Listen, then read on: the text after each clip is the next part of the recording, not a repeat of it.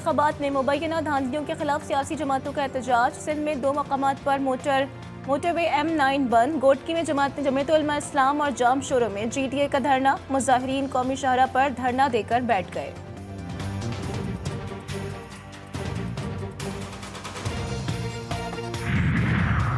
PTI वफ़द की हुकूमत साजी के लिए जमात इस्लामी से मुलाकात तय। PTI के वफ़द की जमात इस्लामी की क़यादत से मुलाकात शाम में होगी। जमात इस्लामी के वफ़द की सरबराही लियाकत बलोच करेंगे।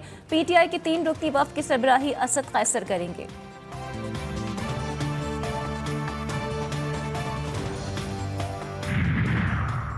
और उनका सियासत से कोई ताल्लुक नहीं था, वो एक घरेलू खातिन थी। ख्वाजा आसिफ ने उन पर जुल्म कराए, वो इसके खिलाफ डट गईं। वो एक अकेली माँ उस जुल्म के खिलाफ बाहर निकली और खौफ के सारे बुत तोड़ दिए। सियालकोट से आज़ाद उम्मीदवार रिहाना डार ने सवाल किए कि जब उनका सियासत से ताल्लुक नहीं था तो उन पर इतना जुल्म क्यों किया गया। उनके पास सारे फॉर्म 45 मौजूद हैं जिसके मुताबिक वो जीती हुई हैं। आम इंतखाबात के नताइज में मुबैना धांधली। PTI रहनुमाओं की अहम प्रेस कॉन्फ्रेंस फॉर्म 45 और फॉर्म 47 की शक्ल में तमाम शवाहिद मीडिया के सामने रख दिए। रऊफ हसन कहते हैं PTI उम्मीदवारों के खिलाफ इलेक्शन में फ्रॉड किया गया। 170 में से 92 सीटों पे हमें कामयाबी मिली थी।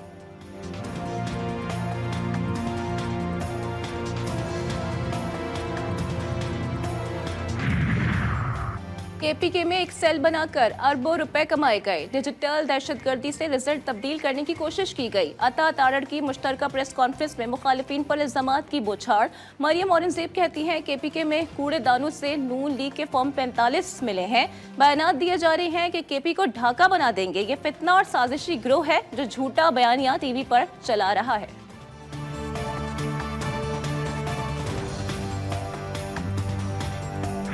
आपके करतूत मैं जानता हूं। मैं अगर अपना मुंह खोलूंगा तो आप दुनिया में किसी को मुंह नहीं दिखा सकेंगे। जहां जीत गए वहां कुछ नहीं, जहां हारे वहां धांधली हुई है। IPP रहनुमा ओन चौधरी सलमान अकरम राजा पर बरस पड़े। बोले सलमान अकरम राजा काला कोट पहनकर वकालत करें या सियासत करें, बदमाशी ना करें। मुंह खोलूंगा तो बानिया PTI किसी को मुंह दिखाने के काबिल नहीं रहेंगे। कल एक और प्रेस कॉन्फ्रेंस में सलमान अकरम राजा का राज फाश करने का ऐलान।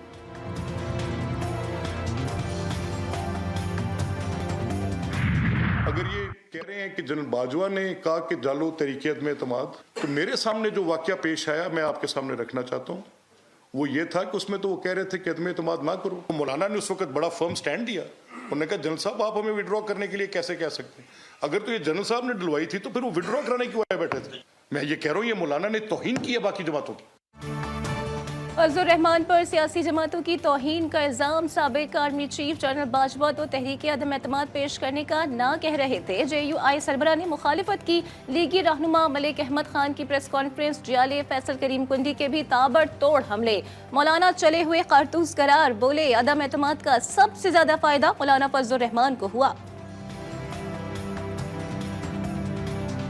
उस अदम एतमाद का सबसे बड़ा फ़ायदा मौलाना फजल रहमान साहब को मिला। 4 वजारतें, डिप्टी स्पीकरशिप, फिर उनको गवर्नर खैबर पख्तूनख्वा मिला। तो मज़े लूटने के बाद आज उनको ख्याल आया कि उनके साथ बहुत बड़ी ज़्यादती हुई है। अब मौलाना साहब जो है इस वक्त चले हुए कारतूस बन चुके हैं। एक इलेक्शन हारने के बाद वो कहते हैं कि शायद हम असला उठा लें। डेरा बुगटी में जमहूरी वतन पार्टी के नवाब गहराम बुगटी का एहतजाज।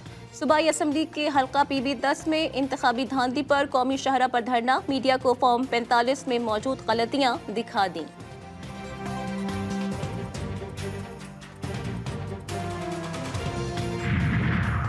डेरा मुराद जमाली की सरकारी लेडी डॉक्टर खालिदा मेंगल के घर में डकैती की वारदात। DHQ नसीराबाद में तीसरे रोज हड़ताल जारी। इमरजेंसी के सिवा तमाम शोबों में काम भी बंद।